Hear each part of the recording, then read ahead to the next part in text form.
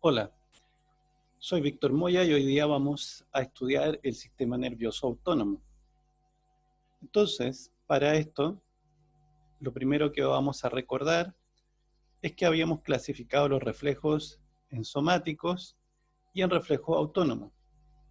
Por ende, entonces, para entender el funcionamiento del sistema nervioso autónomo, deberían revisar nuevamente lo que entendemos por un reflejo autónomo. ¿Ok? Ahora bien, el sistema nervioso autónomo se divide en tres porciones que son el sistema nervioso simpático, el parasimpático y el sistema nervioso entérico o también llamado neuroentérico. Como estos dos los vamos a analizar con más detalle un poco más adelante, me voy a remitir inicialmente a este que probablemente es el menos conocido. Bueno, el sistema neuroentérico está localizado en las paredes del tracto gastrointestinal.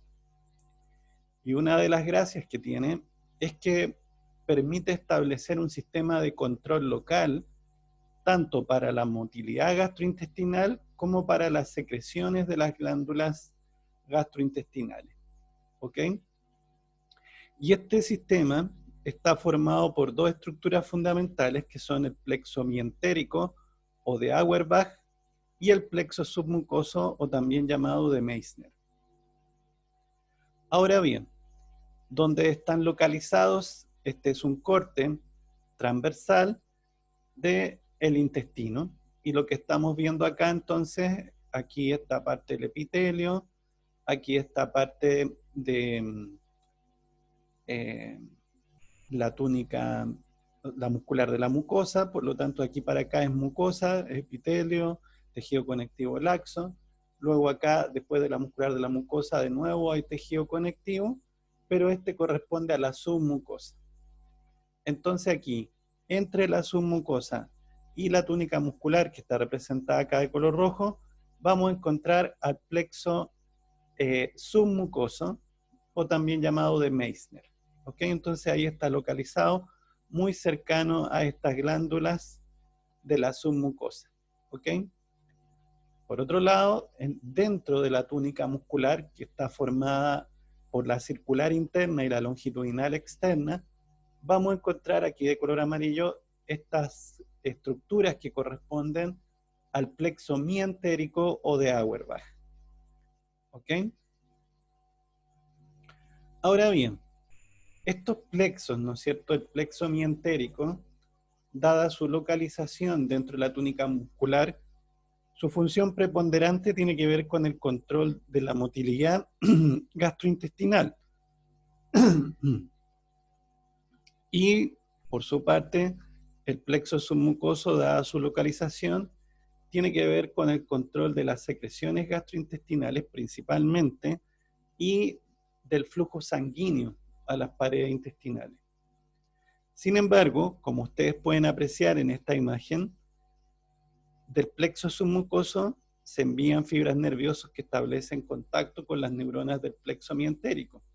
Y a su vez del plexo mientérico hay fibras nerviosas que establecen sinapsis con las neuronas del plexo submucoso. Por lo tanto, podríamos decir que de algún modo ambos están involucrados tanto en el control de la motilidad como de las secreciones gastrointestinales. Ahora bien, cuando yo me refería a control local, me refiero a que, por ejemplo, se va a recibir información procedente, por ejemplo, de quimorreceptores y de mecanorreceptores asociados a la pared del tracto gastrointestinal que van a viajar por estas neuronas sensitivas, las que van a enviar aferencias hacia el plexo mientérico y hacia el submucoso. De esa manera se van a establecer circuitos de control local como si fueran pequeños arcos reflejos que a su vez van a permitir controlar, como les decía, la motilidad, las secreciones gastrointestinales y también el flujo sanguíneo a la pared de los intestinos. Luego, vemos nosotros que parte de estas aferencias viajan hacia la médula espinal, al tronco encefálico y a otras estructuras del sistema nervioso central. Ahora, Vemos también que el sistema nervioso simpático y el parasimpático envían fibras nerviosas que establecen contacto con ambos plexos. Por ejemplo, en el caso del parasimpático, son las neuronas preganglionares las que establecen sinapsis con el plexo mientérico y con el plexo submucoso, mientras que en el caso del simpático son principalmente las neuronas postganglionares. La diferencia o lo que ocurre acá es que los ganglios en el sistema nervioso simpático están muy cercanos al sistema nervioso central, y por ende entonces estas fibras son principalmente postganglionares, ¿ok? Y esas pueden establecer sinapsis con ambos plexos, pero también pueden establecer sinapsis directamente sobre las glándulas gastrointestinales, por ejemplo, y sobre las túnicas musculares, ¿ok? Ahora bien, cuando nosotros hablamos anteriormente de los reflejos somáticos, ya sabíamos que en este caso los efectores estaban representados por musculatura esquelética. Sabíamos también que en la vía eferente había una motoneurona, que era la motoneurona alfa, que inervaba el músculo esquelético y liberaba acetilcolina. También sabemos que en el músculo esquelético los receptores son de tipo nicotínico, exclusivamente. Noten ustedes también que estas motoneuronas están mielinizadas, o las fibras están mielinizadas, ¿ok? Y como ustedes ya saben, nacen del asta anterior de la médula espinal. Eso en el caso del sistema nervioso somático o somatomotor. Pero ¿qué pasa en el caso del sistema nervioso autónomo? Bueno, lo primero que nos vamos a dar cuenta es que en la vía eferente, ¿no es cierto?, de los reflejos autónomos viscerales, siempre teníamos dos neuronas. La neurona preganglionar y la neurona postganglionar. Entonces el soma de la neurona postganglionar está localizada dentro de este ganglio autónomo, ¿ok? Entonces lo primero que nos damos cuenta es que la neurona preganglionar es mielínica y la postganglionar es amielínica, ¿ok? Si bien estas dos imágenes corresponden al sistema nervioso simpático, si avanzamos un poco más y vemos la parasimpático, también vemos que la preganglionar es mielinizada y la postganglionar es amielínica. ¿Qué otra generalidad? Que tanto en el sistema nervioso simpático como en el parasimpático, lo que libera la neurona preganglionar es acetilcolina. Y los receptores para acetilcolina en las neuronas postganglionares son receptores de tipo nicotínico.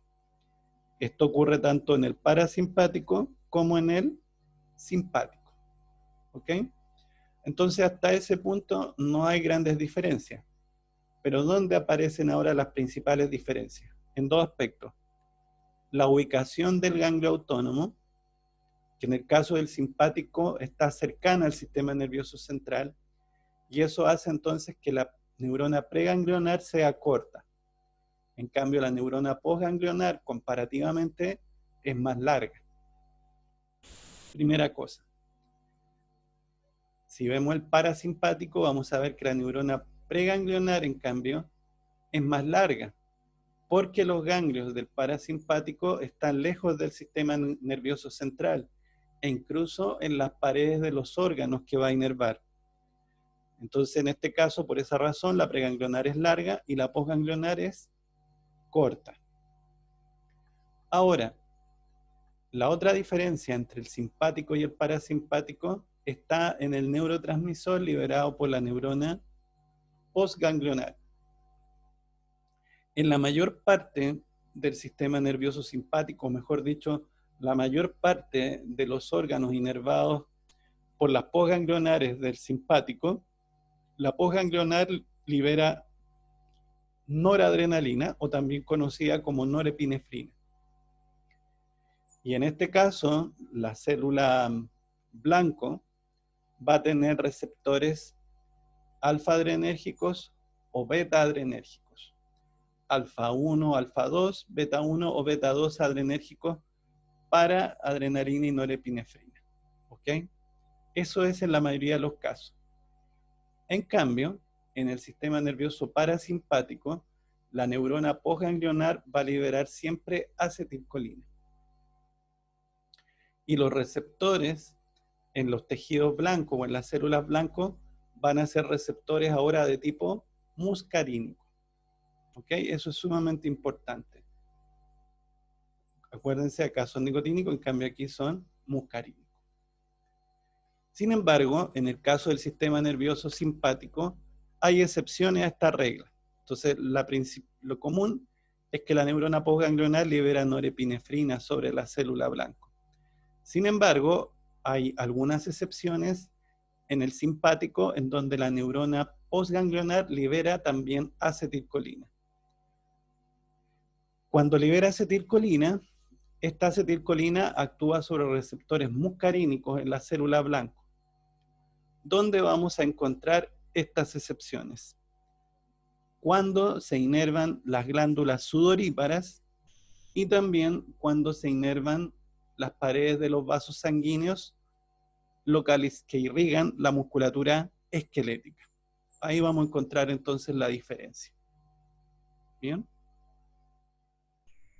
Ahora, entonces en este dibujo podemos ver más o menos lo mismo. Acá, esto que se ve arriba sería parte del sistema nervioso simpático. Noten ustedes que el ganglio está cerca del sistema nervioso central, preganglionar corta, postganglionar larga, preganglionar mielínica, postganglionar amielínica, y la postganglionar libera principalmente norepinefrina. Abajo, en cambio, tenemos el parasimpático, ganglio alejado del sistema nervioso central, por lo tanto preganglionar larga, mielínica, y la postganglionar amielínica y corta, y libera acetilcolina. Otro caso especial en el simpático. Un caso especial en el sistema nervioso simpático es cómo este inerva a la médula de las glándulas suprarrenales. ¿Ok? Bueno, la médula de las glándulas suprarrenales tiene unas células llamadas células cromafines, y estas células liberan adrenalina y noradrenalina al torrente sanguíneo. O sea, liberan lo mismo que libera la postganglionar, pero en este caso lo liberan al torrente sanguíneo y por ende funciona como hormona, la adrenalina y la noradrenalina. ¿Ok? Esa es la primera cosa. En cambio, en el otro caso, es una fibra nerviosa que libera esto a determinadas sinapsis. Ahora bien, ¿cómo el simpático inerva la médula de la glándula suprarrenal? Lo hace a través de la neurona preganglionar. Por lo tanto, como lo hace a través de la neurona preganglionar, lo que libera sobre la médula es acetilcolina. Y los receptores para acetilcolina en las células cromafines de la médula son de tipo nicotínico. O sea, se comporta igual que las neuronas de este ganglio autónomo que vemos acá arriba. Por eso se dice a veces que la médula de las suprarrenales se comportan como un ganglio autónomo simpático modificado. ¿Por qué? Porque al igual que estas neuronas, tiene receptores nicotínicos para acetilcolina, y al igual que estas neuronas, las células cromafines liberan adrenalina y norepinefrina. La diferencia es que este lo hace hacia el torrente sanguíneo y por lo tanto la médula suprarrenal se comporta como una glándula endocrina. ¿Ok? Bien. Esta diapositiva resume lo mismo que ya hemos señalado, ¿no es cierto? En donde se ven las características de las neuronas eferentes del sistema nervioso somático que liberan acetilcolina sobre músculo esquelético y actúan receptores nicotínicos. Vemos el caso del simpático, entonces, que como ya lo hemos señalado, la preganglionar es corta, libera acetilcolina, actúa sobre receptores nicotínicos en los somas de las neuronas postganglionares, y luego estas en su mayor parte liberan noradrenalina y ahí pueden actuar sobre receptores alfa 1, alfa 2, beta 1, beta 2 adrenérgicos, O vemos el caso, ¿no es cierto?, de acá, que excepcionalmente las neuronas postganglionares del simpático pueden liberar acetilcolina. Y eso es el caso, ¿no es cierto?, como decíamos, de las glándulas sudoríparas y también de las paredes de los vasos sanguíneos que irrigan el músculo esquelético. El parasimpático, en cambio, es mucho más estable o es más general la clasificación, porque la preganglionar ya sabemos que libera acetilcolina sobre la postganglionar, que tiene receptores nicotínicos, y luego la postganglionar solamente libera acetilcolina, y en las células blanco actúa sobre receptores muscarínicos. Ya sabemos que los efectores en el sistema nervioso autónomo o es músculo liso o es músculo cardíaco, o bien son glándulas endocrinas o exocrinas. En cambio, en el sistema somatomotor es siempre el efector músculo esquelético. Y acá abajo, bueno, acá abajo está el caso de la inervación de la médula de las suprarrenales, que como ya lo dijimos, es la preganglionar del simpático la que inerva a la médula de la suprarrenal, que tiene receptores nicotínicos para acetilcolina, y luego de esto entonces libera un 80% de adrenalina en su secreción y solo un 20% corresponde a noradrenalina. Bueno, y complementando estas características del sistema nervioso simpático y parasimpático, otro aspecto relevante es el origen de las neuronas preganglionares. Ya que en el caso del simpático, los somas de las neuronas preganglionares se localizan en la médula espinal, pero a nivel toracolumbar, o sea, se localizan desde el primer segmento torácico hasta el tercer segmento lumbar.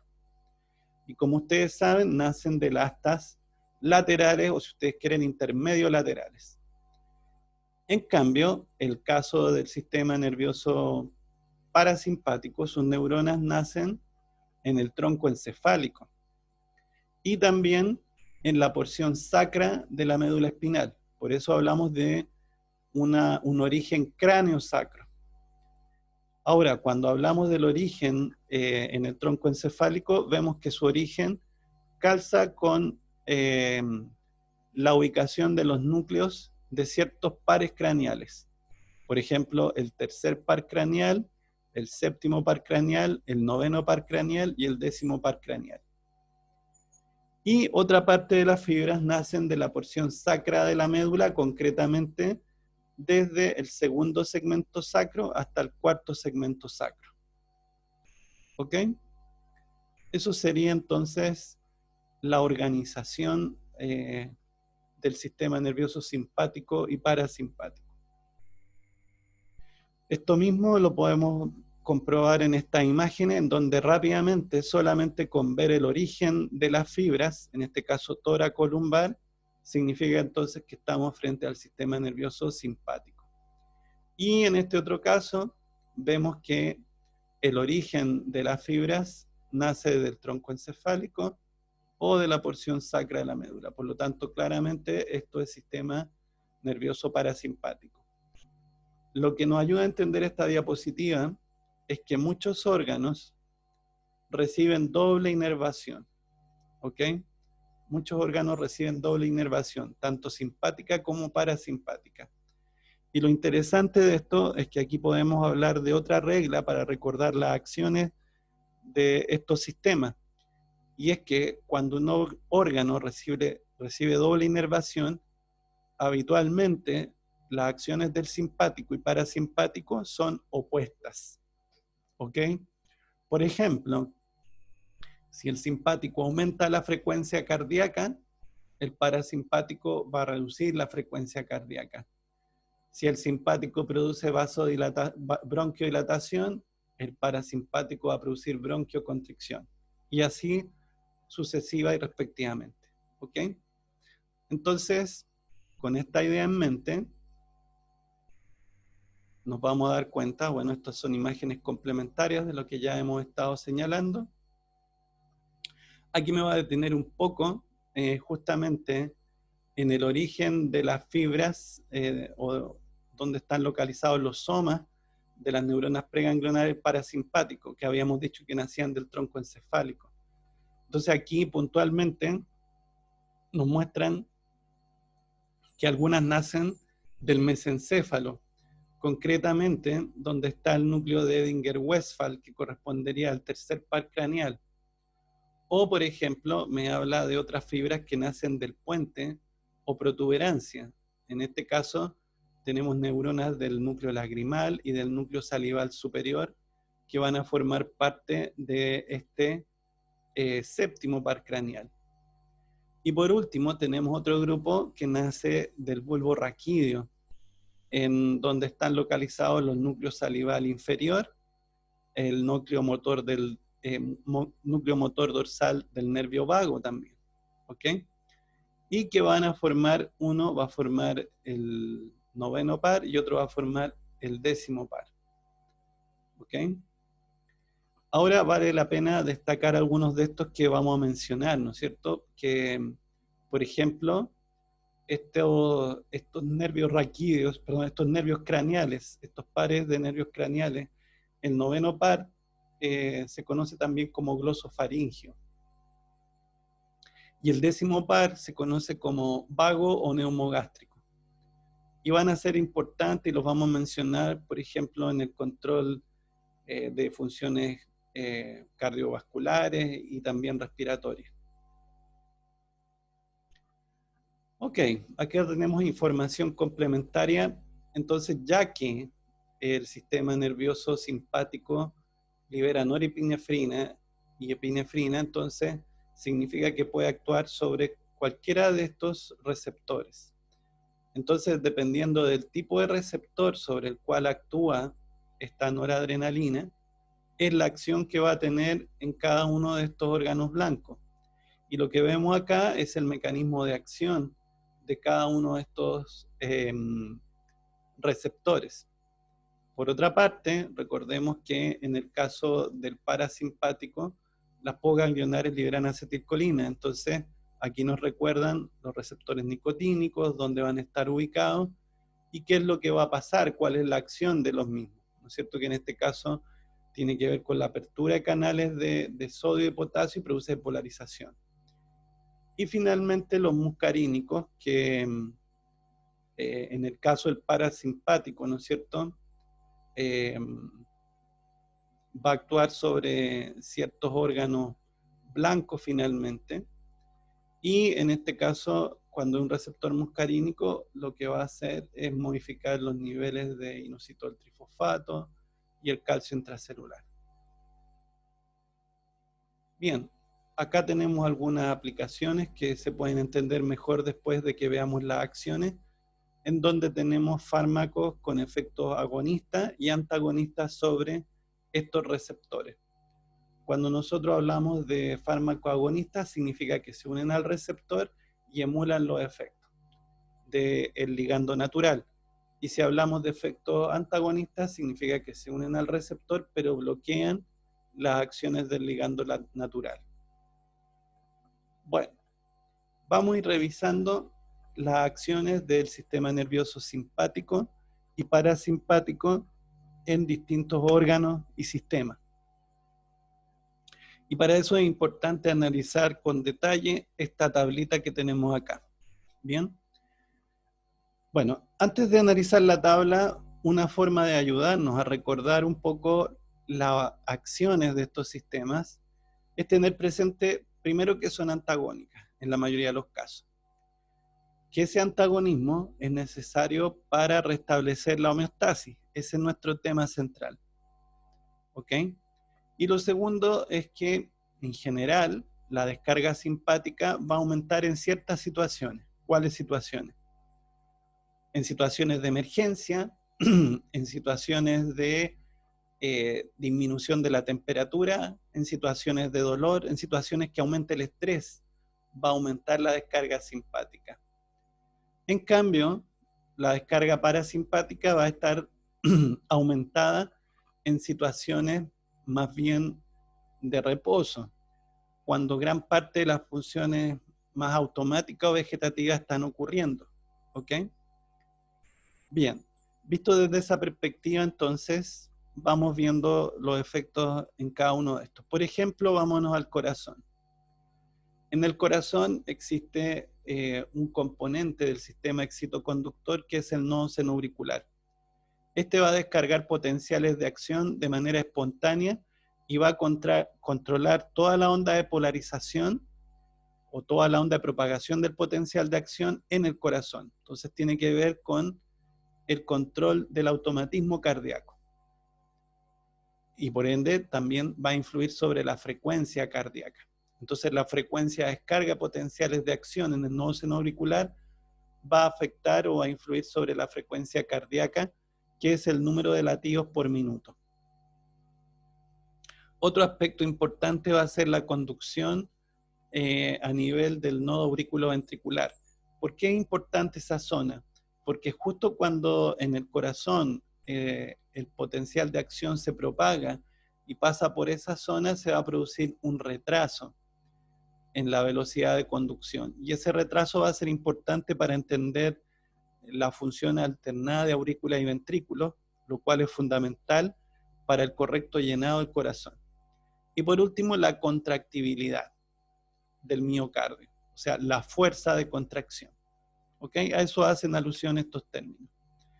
Entonces, ¿qué es lo que podemos ver acá? Que primero el corazón va a responder a la noradrenalina liberada por las fibras postganglionares del simpático a través de receptores beta-1 adrenérgicos. Entonces la activación de estos receptores beta-1 adrenérgicos va a aumentar la frecuencia de descarga de potenciales de acción en el nodo senoauricular, va a aumentar la frecuencia cardíaca. Esto es importante porque al aumentar la frecuencia cardíaca, por lo menos hasta un cierto punto, pero en general a medida que aumenta la frecuencia cardíaca, va a aumentar el gasto cardíaco y eso va a tender a elevar la presión sanguínea. Por su parte, al disminuir la velocidad de conducción, al aumentar la velocidad de conducción en el nodo auriculoventricular, eso también va a facilitar el aumento de la frecuencia cardíaca y por lo tanto va a tender a elevar el gasto cardíaco. La contractibilidad va a aumentar y al contraerse con más fuerza el corazón, eso va a hacer aumentar el volumen de latido. Es decir, va a aumentar la cantidad de sangre que expulsa por minuto cada ventrículo, lo cual va a llevar a aumentar el gasto cardíaco y también contribuye a elevar la presión sanguínea. Todo eso mediado por la activación de receptores beta-1 adrenérgicos. Pero así como el simpático hace esto, obviamente esa acción va a ser contrarrestada por el parasimpático. Recordemos que las postganglionares del simpático liberan acetilcolina. Entonces aquí los receptores involucrados van a ser muscarínicos. Y concretamente, en este caso particular, los M2 que ya habíamos conocido. Entonces en este caso, reduce la frecuencia de descarga de potenciales de acción en el nodo senoauricular, reduce la frecuencia cardíaca, reduce la velocidad de conducción en el nodo auriculoventricular y todo eso disminuye el gasto cardíaco y tiende a reducir la presión sanguínea. Asimismo, al reducirse la contractibilidad, eso va a reducir el volumen de latido y por ende el gasto cardíaco y finalmente, entonces todo esto contribuye a bajar la presión sanguínea. Veamos qué pasa a nivel de vasos sanguíneos. Los vasos sanguíneos que irrigan la piel y las vísceras, entonces los vasos sanguíneos de la piel y las vísceras tienen receptores alfa adrenérgicos, concretamente alfa-1 adrenérgico. Y esos responden a la descarga simpática produciendo vasoconstricción. Entonces la descarga simpática va a producir vasoconstricción periférica y también va a producir vasoconstricción en la mayoría de las vísceras. ¿Ok? ¿Qué pasa ahora, en cambio, a nivel de músculo esquelético? Bueno, el músculo liso de los vasos sanguíneos que irrigan la musculatura esquelética tienen receptores beta-2 adrenérgicos. Y esos receptores beta-2 adrenérgicos producen relajación. Por lo tanto, la descarga simpática en los vasos sanguíneos que irrigan los músculos esqueléticos va a implicar vasodilatación. ¿Ok? Ahora bien, sobre el endotelio, recordemos que había una excepción a la regla, que las ganglionares del simpático podían liberar acetilcolina. Por eso aquí aparece activación de receptores muscarínicos. Entonces eso quiere decir que el simpático o la descarga simpática puede actuar de dos formas sobre los vasos sanguíneos que irrigan la musculatura esquelética. Una, actuando sobre el músculo liso y produciendo su relajación, y eso está mediado por receptores beta 2 adrenérgicos. Y lo otro es producir la relajación de manera indirecta, actuando sobre el endotelio. ¿Por qué digo de manera indirecta? Porque estos receptores muscarínicos que se activan en el endotelio van a desencadenar la producción de señales que viajan al músculo liso y que producen la relajación del músculo liso. ¿Ok? En cambio, si miramos el efecto de la descarga parasimpática sobre los vasos sanguíneos, en general ellos solamente, el parasimpático, inerva el endotelio y libera acetilcolina, por lo tanto actúa sobre los receptores muscarínicos. Entonces el efecto va a ser siempre producir estas señales, en este caso se le llama el factor relajante derivado de endotelio, que en el fondo es óxido nítrico, y que como les decía es esta señal que difunde hacia el músculo liso y produce su relajación. Por lo tanto, el efecto del parasimpático en general en los vasos sanguíneos es producir vasodilatación.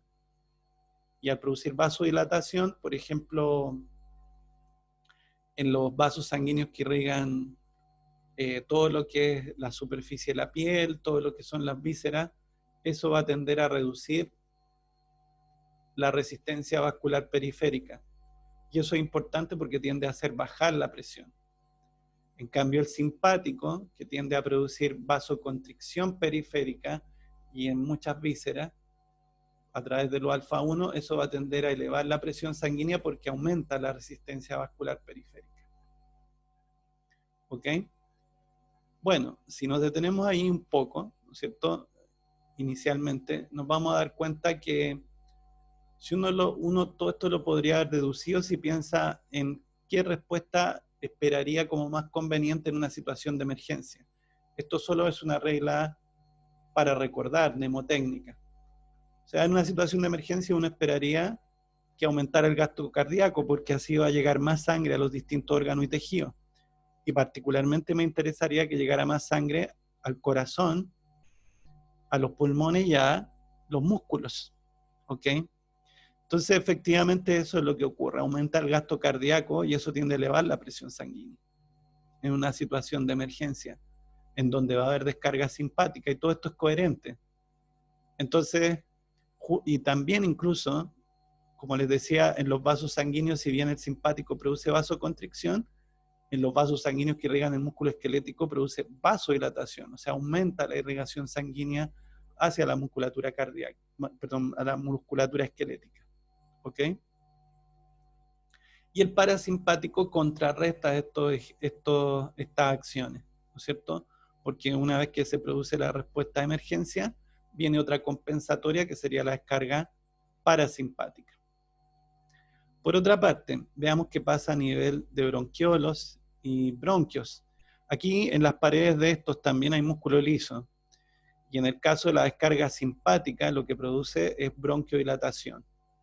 Y eso está mediado por receptores beta 2 adrenérgicos en el músculo liso de los bronquios y bronquiolos. En cambio, el caso del parasimpático, acá lo que produce es bronquioconstricción. Y eso está mediado por receptores muscarínicos. ¿Ok? Bien. Luego, veamos cuáles son las acciones del simpático a nivel gastrointestinal. Y a nivel gastrointestinal, fijémonos que por un lado vamos a tener el músculo liso de la pared del tracto y el músculo liso de los esfínteres. Y en ese sentido lo que vemos es que el simpático relaja el músculo de la pared y contrae el de los esfínteres. Fíjense ustedes que la relajación del músculo liso de la pared está mediado por receptores alfa y beta 2 adrenérgicos. En cambio, la contracción de los esfínteres, que también están hechos de músculo liso, son receptores alfa 1. Por lo tanto, dicho en términos simples, acá lo que va a tender a ocurrir es que se va a tender a retener o a hacer más lento el tránsito gastrointestinal. ¿Ok?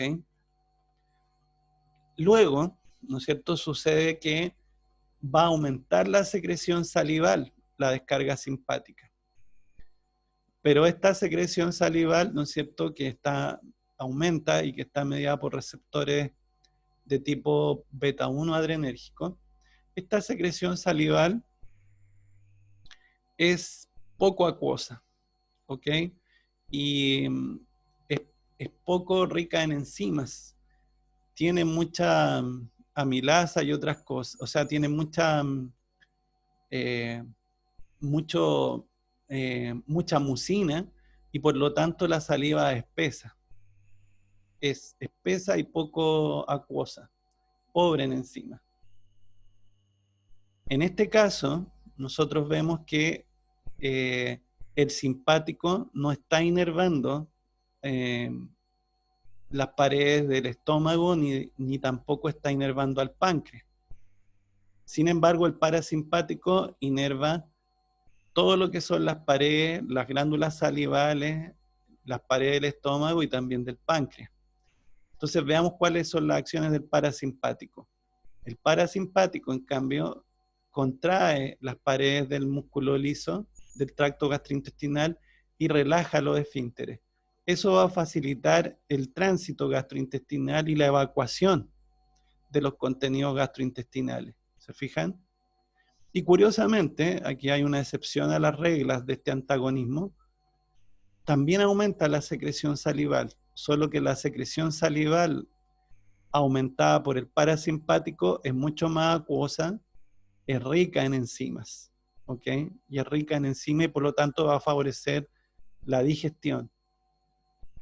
Y también la descarga parasimpática aumenta lo que es la secreción de jugos gástricos, de ácido clorhídrico, por ejemplo, y también aumenta la secreción pancreática. Por lo tanto, la secreción parasimpática favorece en general todo lo que son las funciones gastrointestinales. En cambio, la descarga simpática un poco tiende a inhibir, por lo menos a nivel de motilidad gastrointestinal. ¿Ok? Bueno, a nivel de la vejiga, veamos qué es lo que pasa. Entonces, aquí en la vejiga se ha resumido que tenemos músculo liso en la pared y también tenemos músculo liso en el esfínter. Entonces, el simpático, ¿qué es lo que hace? Al contrario de lo que muchos pensarán, en la vejiga se relaja la pared y se contrae el esfínter. La relajación de la pared está mediada por receptores beta 2 adrenérgicos y la contracción del esfínter está mediada por receptores alfa 1 adrenérgicos. Eso lo que va a tender a hacer es favorecer el llenado de la vejiga, ¿sí? En cambio, la descarga parasimpática va a contraer los músculos de la pared, aumentando la presión intravesical y va a relajar los esfínteres, lo que va a favorecer la evacuación de la orina. ¿Ok? Eso va a favorecer la micción. Entonces, eso está mediado por receptores de tipo muscarínico. Por otra parte, a nivel genital, en el caso de la descarga simpática, esto está mediado por receptores alfa 1 adrenérgicos, lo que va a favorecer la eyaculación.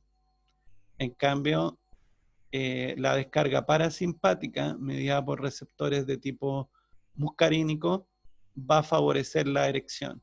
Si ustedes recuerdan, estos receptores muscarínicos, por ejemplo, en los endotelios, producían sustancias vasodilatadoras. Y la erección requiere de una vasodilatación local, que al llenar de sangre, ¿no es cierto?, los cuerpos cavernosos y otras estructuras afines, produce la erección. Veamos ahora qué es lo que ocurre a nivel ocular. Bueno, a nivel ocular hay efectos sobre el iris y sobre el músculo ciliar. ¿Ok? sobre el iris y sobre el músculo ciliar. Entonces, para entender esto, tendríamos que pensar que en el iris hay músculos radiales y hay músculos circulares. ¿Qué es lo que nos interesa de esto? Que si se contraen los radiales, lo que va a ocurrir es que va a aumentar el diámetro de la pupila. Pero si se contraen los músculos circulares, se va a reducir el diámetro de la pupila. ¿Ok? Eso por un lado. Por otra parte, el músculo ciliar lo que va a controlar es la curvatura del cristalino. Y con eso, al contraerse o relajarse, va a generar la adaptación para la visión lejana o para la visión cercana. Entonces, veamos, la descarga simpática lo que va a hacer es contraer los músculos radiales del iris o las fibras radiales del iris. Eso va a traer como consecuencia la dilatación o el aumento de diámetro de la pupila, fenómeno conocido como midriasis. Ese fenómeno de contracción de los músculos radiales está mediado por receptores alfa-1 adrenérgicos. ¿Ok? Por otra parte, a nivel de músculo ciliar, lo que va a hacer es producir la relajación de este músculo liso y por lo tanto va a cambiar la curvatura del cristalino dejándola lista para lo que es la visión lejana. Esto podría parecer extraño, pero si ustedes lo piensan, tiene mucho sentido porque en una situación de emergencia, al entrar más luz, por ejemplo, la midriasis va a permitir que entre mayor cantidad de luz al globo ocular. Eso va a activar más fotorreceptores y va a permitir visualizar mejor ciertos detalles o distinguir ciertas estructuras en un cierto entorno. Y la dilatación, ¿no es cierto?, del músculo ciliar al producir esta adaptación para visión lejana, permitiría al organismo detectar posibles peligros o vías de escape, por ejemplo, ¿ok?, en una situación de emergencia. Por otra parte, la descarga parasimpática hace lo contrario. Contrae los músculos ciliares y de esa manera produce la disminución del diámetro de la pupila, que le llamamos la miosis. Y a nivel de músculo ciliar, produce la contracción del músculo ciliar, modificando la curvatura del cristalino y adaptándolo a la visión cercana. Y esto obviamente está mediado por receptores muscarínicos, ya que, recordemos, las poganglionares del parasimpático liberan acetilcolina. Por otro lado, vemos que las glándulas sudoríparas reciben inervación y el músculo pilomotor reciben solo inervación simpática y no parasimpática. Entonces, ¿qué es lo que pasa acá? Bueno, esto se va a controlar simplemente por aumentos o por disminuciones en la descarga simpática. Veamos entonces, en el caso de las glándulas sudoríparas, lo que va a ocurrir es un aumento de la descarga de sudor. Eso mediado por receptores muscarínicos. Si ustedes recuerdan, aquí estaba otra de las excepciones, en donde las fibras poganglionares del simpático liberaban adrenalina, o noradrenalina. Perdón, liberaban acetilcolina, perdón. ¿Sí? Acuérdense que lo habitual es que liberan norepinefrina, pero en este caso, en las glándulas sudoríparas se podía liberar acetilcolina. Entonces, por eso son los receptores muscarínicos los que al activarse aumentan la secreción de sudor por estas glándulas sudoríparas y lo que tiene que ver con termorregulación, porque eso ayuda a disipar calor. Pero también estimulan la secreción de sudor asociado al estrés, y eso está mediado en cambio por receptores alfa-1 adrenérgicos. Por otra parte, también van a promover la contracción del músculo pilomotor. El músculo pilomotor está asociado al folículo piloso y lo que va a producir es la erección de estos pelos. Y eso también está mediado por receptores alfa-1 adrenérgicos. Si bien la piloerección en los seres humanos no parecería ser muy relevante desde el punto de vista biológico, en el resto de los mamíferos que están cubiertos por pelo, sí es relevante, ya que eso permite un aumento aparente de la talla corporal y eso puede servir de medida disuasiva contra posibles contendientes o depredadores. ¿ok? Esto también va a tener importancia en casos de muy bajas temperaturas, cuando se produce frío extremo, cuando hay piel, esa piloerección va a contribuir a generar una película de aire, ¿no es cierto?, entre lo que es la superficie de la piel y el entorno, y eso va a actuar como aislante. Bien, por otra parte, entonces, vemos que en el hígado también recibe solo inervación simpática, y lo que va a ocurrir acá es que va a estimular dos procesos: la gluconeogénesis y la glucogenólisis. La gluconeogénesis, les recuerdo que es la síntesis de glucosa a partir de otros precursores, ¿sí? Por ejemplo, aminoácidos, etc. O lo que llamamos la glucogenólisis, que es la degradación del glicógeno. En ambos casos, esto contribuye a elevar la glicemia. Y esa elevación de la glicemia, o sea, el liberar más glucosa a la sangre, tenemos que pensar que en una situación de emergencia sería la principal fuente de energía, especialmente a nivel de nuestro encéfalo, nuestro sistema nervioso central, que es un componente esencial en una respuesta a la emergencia efectiva o exitosa. Entonces eso está mediado por receptores alfa y beta 2 adrenérgicos. Por su parte, en el tejido adiposo, ¿no es cierto? En el tejido adiposo, que también solamente recibe inervación simpática, va a estimular la lipólisis, o sea, la degradación de los triglicéridos. Y eso también está mediado por receptores, en este caso beta, pero beta 1 adrenérgico. Y por último, en el riñón, va a estimular la secreción de la renina. La renina es un componente del sistema renina-angiotensina-aldosterona. Entonces esa renina va a contribuir a la primera etapa en la síntesis de moléculas que tienen que ver con el control de la presión sanguínea, que van a tender a elevar la presión sanguínea. Y eso está mediado por receptores beta 1 adrenérgicos. La renina va a promover concretamente la conversión del angiotensinógeno liberado por el hígado en angiotensina 1. Y luego, a partir de esa angiotensina 1 se produce la angiotensina 2, que además de ser un vasoconstrictor, va a estimular la liberación de aldosterona a nivel renal. O sea, la liberación de aldosterona a nivel de la corteza de las glándulas suprarrenales. ¿Ok? Todo eso va a contribuir a elevar la presión sanguínea. Entonces, insisto, el riñón solamente recibe inervación simpática y esa secreción de renina está mediada por receptores beta 1 adrenérgicos. ¿Ok? Ok.